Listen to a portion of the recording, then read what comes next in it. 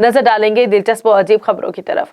कुछ लोग इस कदर सफाई पसंद होते हैं कि उन्हें अपने इर्द गिर्द के माहौल और रहने वालों से भी कराहत आती है। एम्मा नामी अमेरिकी खातून शुरू से ही कुछ ज्यादा सफाई पसंद थी कि कोरोना वायरस की वबा ने इन्हें और भी ज्यादा मोहतात कर दिया कि जरासीम से बचने के लिए लोगों से मुकम्मल तौर पर दूर हो गई और इस काम के लिए उन्होंने दूसरों के घर जाना और रेस्टोरेंट्स और तफरीही मकामात पर भी जाना बंद कर दिया। एम्मा और उनके शोहर को लगता है कि इतराफ का माहौल और अफराद इन्हें जरासीम लगने का बाइस बन सकते हैं, इसीलिए वो खरीदारी करने गई तो उन्होंने जरासीम, गंदगी और गंदे लोगों से बचने के लिए पूरी सुपरमार्केट भी किराए पर ले ली।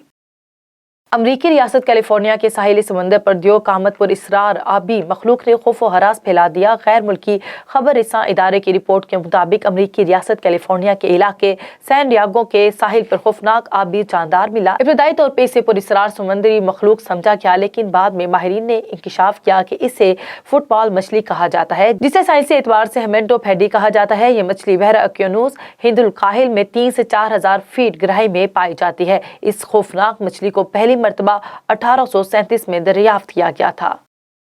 भारत में हीरो की तलाश में नौजवान शेर के एनक्लेवियर में पहुंच गया, जिसकी वीडियो सोशल मीडिया पर वायरल हो गई।